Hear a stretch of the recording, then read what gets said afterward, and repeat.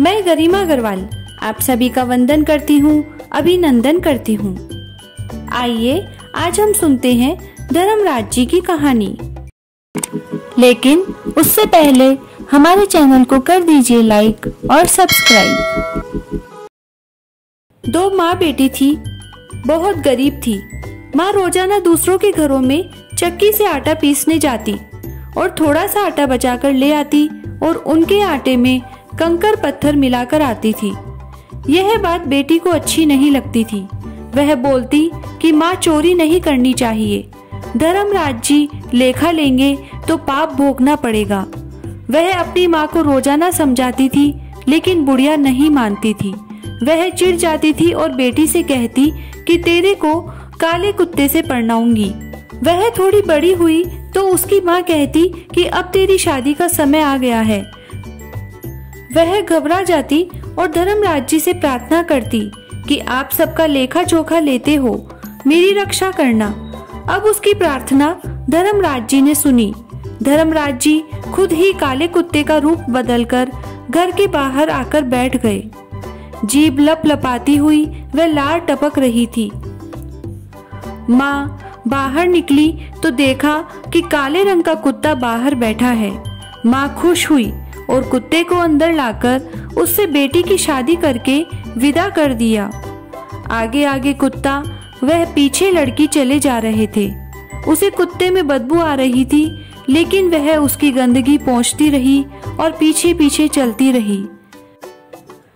वह दोनों बैकुंठ में चले गए और अपना रूप बदल लिया।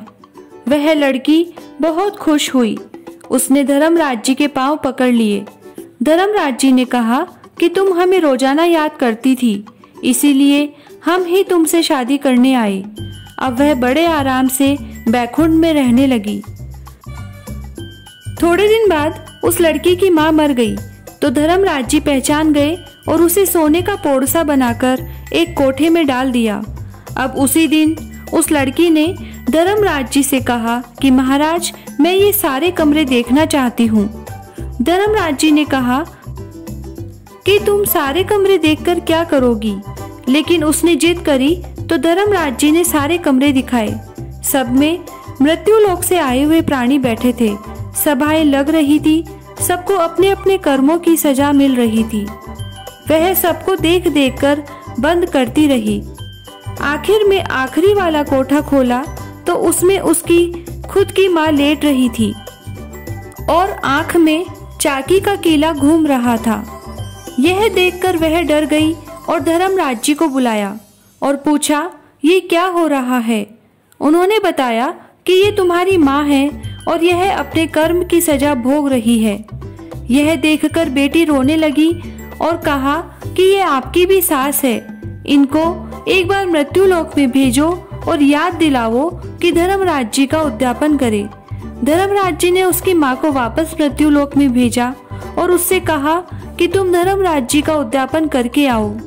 वह बुढ़िया वापस आई और उसने धर्मराज जी की कहानी सुनी और 13 दिन बाद मकर संक्रांति आई, तब उसने उद्यापन किया। 13 पाव ज्वार, आदमी औरत के वस्त्र, सुहाग की सामग्री, छाबड़ी, भगवान की मूर्ति, बेत, स्वेटर, मोजे, कंबल, तिल के लड्डू, फीनी, सोने चांदी की मूर्ति, सिंहासन, आसन, लोटा, डोर, कथा की किताब, छतरी, लालटेन, चप्पल, पावड़ी, माला, सारी वस्तुएं लाकर कहानी कह के उद्यापन किया। वे ब्राह्मण ब्राह्मणी को जोड़े से जिमाकर दक्षिणा दी, वे विदा किया। धर्मराज जी का उद्यापन करने से उसे बैकुंठ मिला। उसके सारे पाप नष्ट हो गए। वह सीधी ही बैकुंठ में गई। हे धर्मराज जी, जैसे बुढ़िया के पाप नष्ट किए वह उसे बैकुंठ दिया, वैसे सबको देना। कहता ने सुनता ने हुकारा भरता ने अपना सारा परिवार की रक्षा करना। जय श्री राधे। यदि आप हमारे द्वारा दी गई जानकारियों, कथाओं और कहानियों को पसंद कर रहे हैं तो हमसे जुड़ें और हमसे जुड़ने के लिए हमारे चैनल द मैजिकल जिंदगी को लाइक करें, सब्सक्राइब करें और शेयर करें तथा कमेंट बॉक्स में कमेंट करके हमें जरूर बताएं। धन्यवाद।